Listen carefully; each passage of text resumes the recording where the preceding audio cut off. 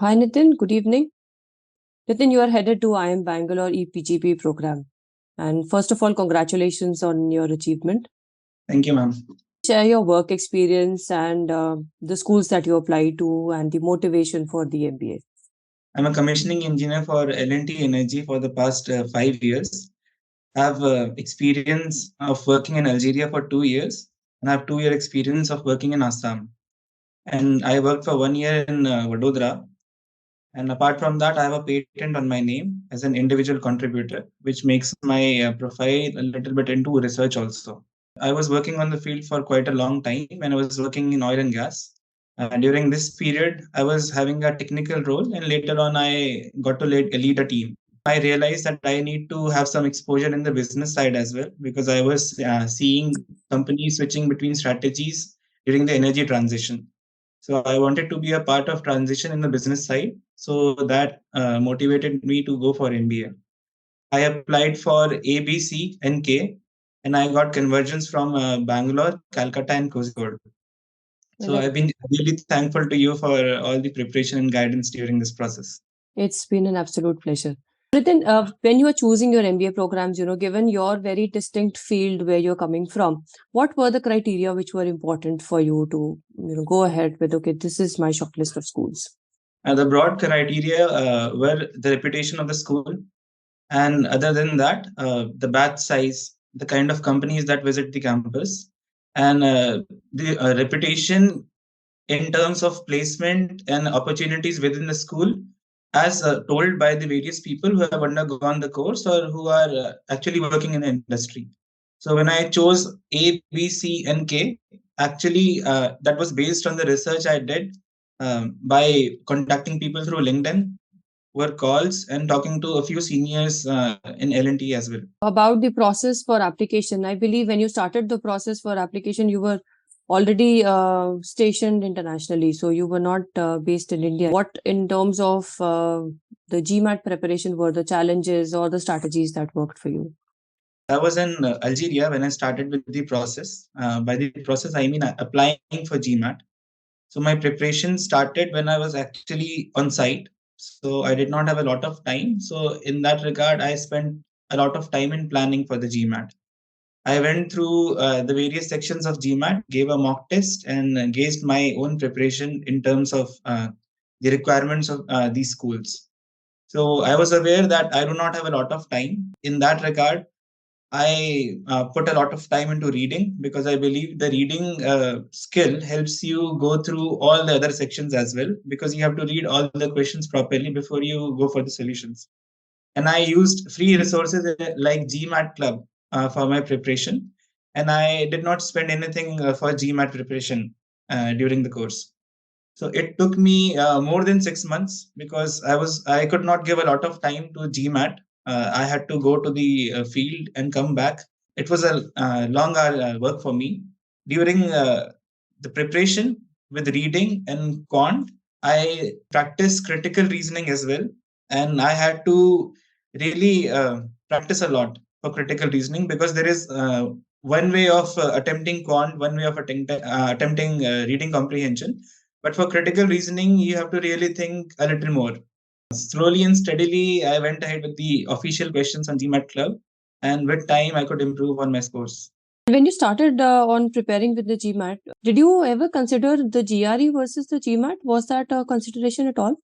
During the initial stages, I GMAT over GRE, because I thought GMAT will be a bit of quant. Being an engineer, it is a little bit easier for me to crack quant. I have heard that the verbal section is a little difficult. Gauging my own strength and weakness, I thought GMAT will be the proper choice for me. Coming to the application, there is a lot of storytelling which goes into, building a strong application. So what were the things that were important, and how did you go about doing that? Before I actually started with the essays and SOP, I had a discussion with you, and it was really enriching for me, because I had prior experience of 5 years in the field. I had led teams, I had faced situations, but to think all of these things in a proper structured manner was required. So you gave me a few questions, you asked me a few questions directly, and that made me focus on my past. So I really had to arrange all my memories and all those special things about my career in a way, structure them, after that only I could go ahead with the writing part. When I started, it was a little random. I had to really sit and write, and it was after a very long time that I was writing with pen and paper. So I had to go with this structure. Then I realized that I need various iterations and reviews. We worked on that together, and it was about the guidance that you gave. We all have done the work. We all are very serious about our MBA aspirations, and we all have written a few days back or few years back when we were studying or we were doing something else. But to do that again in a proper flow, in a proper manner is required. So with many iterations, we learn that thing again. That is something which is required as guidance for the MBA aspirations, because it is very important to tell your story properly. Having a story is one thing, and having a flow, storytelling, and all those things is another thing in itself. What about time management and keeping yourself motivated? IIMK has one set of essays, then there will be another set of essays which will be required for the K application itself. Then you have A, B, and C almost running parallelly to each other while you are running in and out of the interviews. So that's quite a bit of stuff to handle, right? I think when you apply for these many colleges and courses, you have to really check the deadlines.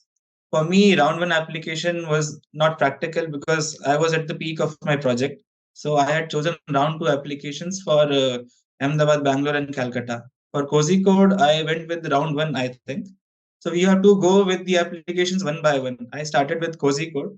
That gave me a lot of starting practice for all the other colleges. So I went ahead with the essays, SOPs, and gave the interview as well. So that was a learning experience for me. I got the convert, and that helped my confidence. So later on, I went with Bangalore and Calcutta.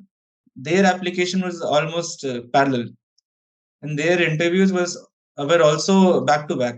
So Bangalore was on Sunday, and Calcutta was on Saturday. So I had to arrange my preparation accordingly, and different things are asked in different kind of interviews. You have the same set of things that you have for preparation.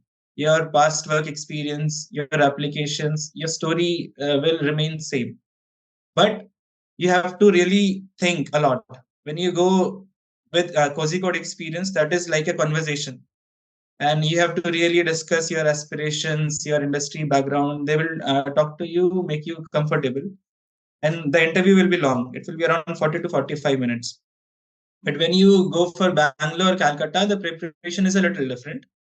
You are much more focused on your industry, and the interview process is much more grilling for Bangalore and Calcutta. And after finishing Bangalore and Calcutta, I went ahead with Ahmedabad application.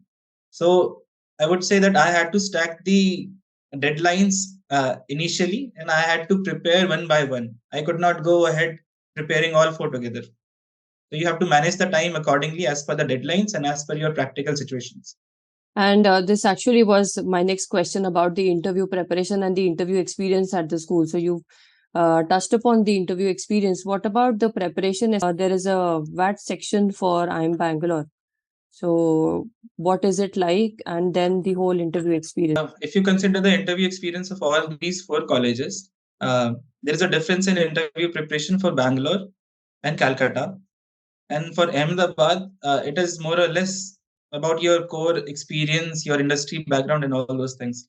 For Bangalore, this VAT is a little different. You have to write an essay which is having a limit of, I can say, one A4 size of paper. You have to finish within an A4 size of paper, and you'll be given a time of around 20 minutes.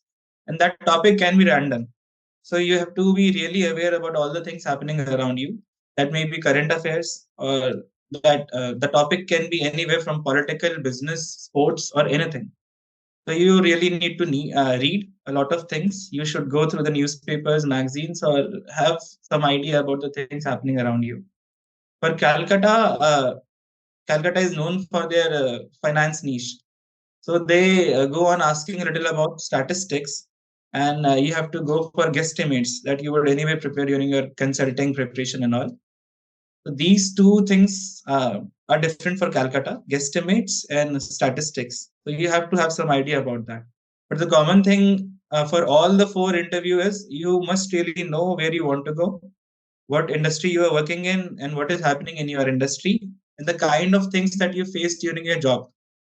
If you have faced some challenges, what were the solutions that you chose apart other than the other solutions that you did not choose?